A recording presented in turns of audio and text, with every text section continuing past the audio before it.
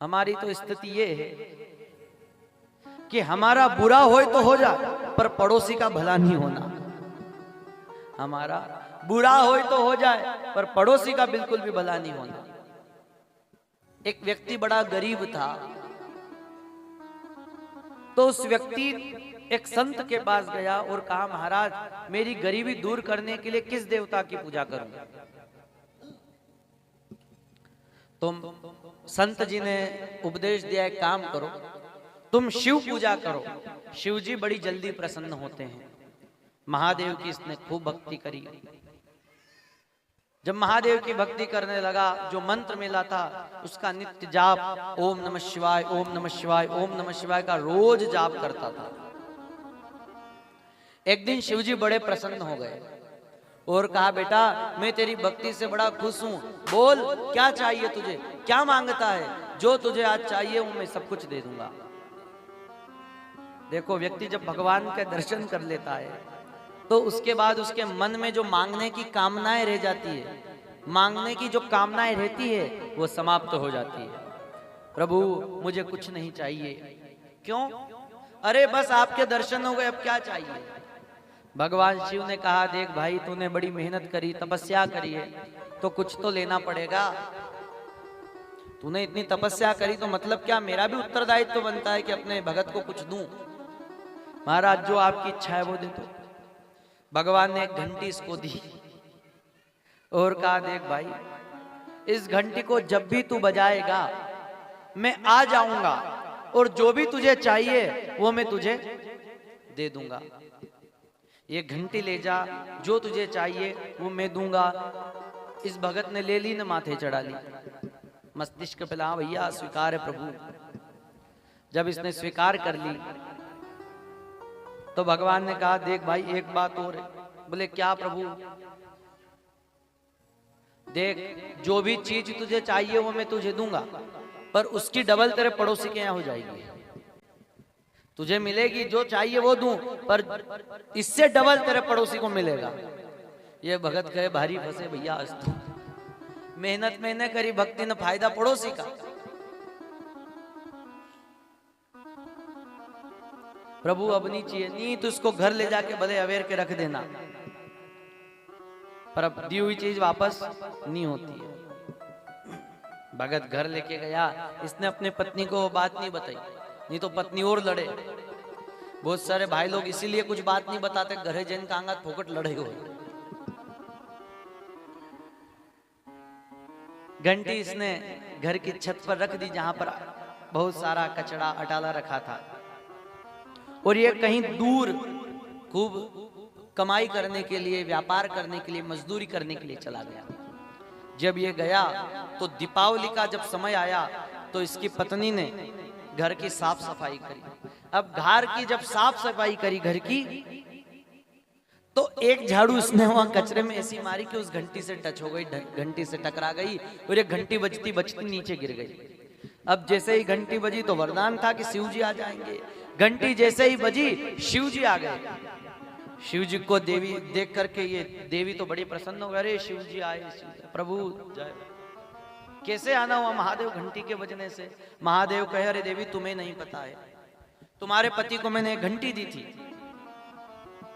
जो भी बजाओगे तो मैं आऊंगा और जो भी चाहिए वो दूंगा तुमको। मैंने तुम्हारे पति को आशीर्वाद दिया, तुम्हारे पति ने नहीं बताया। बोले महाराज प्रभु कहीं बताऊं, ये आधी बात मार के नादी नहीं के, बस ये तो आदत खराब है, छिपाए, नहीं तो हमारा दुखी नहीं आता इतना। हमारा अनुसार चलता तो घर कहां से कहां पहुंचे देती हूँ। आपकी बात नहीं है। देखो क्या चाहिए मांगो देवी।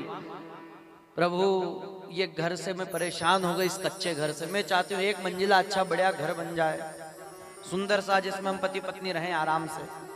ठीक है बेटी, तथास्तु। इधर तुरंत भगवान की कृपा से इसका एक मंजिल घर बन गया और पड़ोसी का 2 मंजिल। इसका 1 मंजिल, पड़ोसी का 2 मंजिल। वो पति बेचारा परदेश गया है काम करने। 8 दिन बाद फिर वही ने घंटी बजाई। फिर देखो, व्यक्ति की आशाएं कभी समाप्त नहीं होती, इसको कुछ न कुछ हमेशा चाहिए। प्रभु पैदल जाती हूँ, बड़ी परेशानी है मंदिर शिव जी को जल चढ़ाने। आजकल की थी है कोई भाई स्कूटी, तथास्तु। इसके यहाँ 2 पहिया, पड़ोसी के यहाँ 4 पहिया की गाड़ी।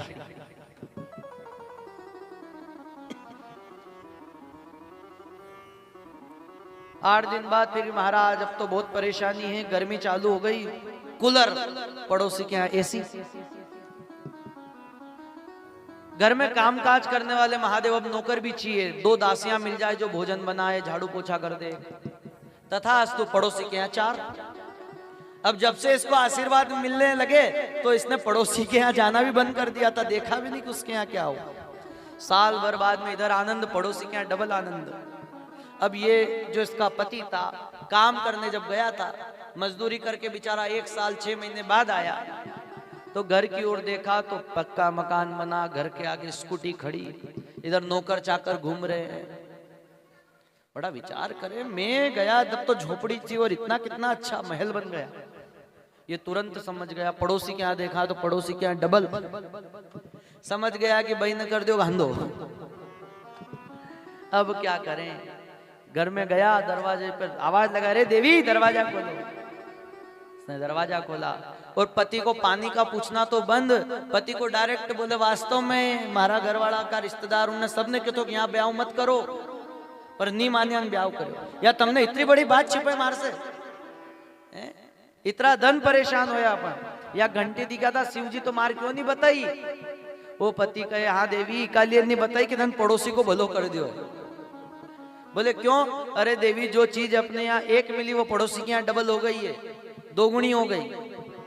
अब तो इसका भी दिमाग फिर गया उस घंटी से, मेरी किस्मत फूटी जो मैंने घंटी बजा दी।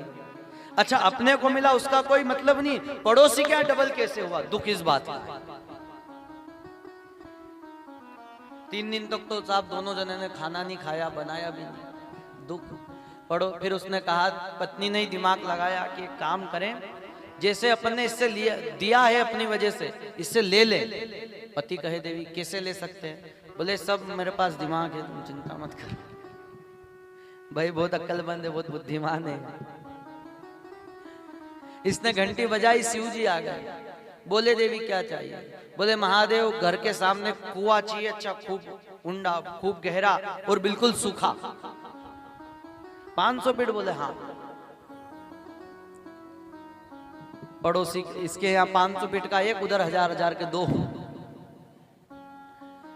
अब वो बेचारा इधर उधर जाए, ये तो एक कुआं था तो ये तो निकल जाए, पड़ोसी के घर के सामने दो तो उसको रोज निकलने में आफत। पड़ोसी कहे, अभी तक तो आनंद थे यार, पर अब दिक्कत है,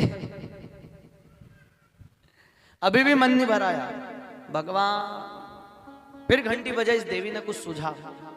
बोल बेटी क्या चाहिए? बोले महादेव मैं चाहती हूँ मेरी एक आंख फूट जाए, इधर इसकी एक आंख, पड़ोसी की 2 आंख का राम नाम सत्य हो गया।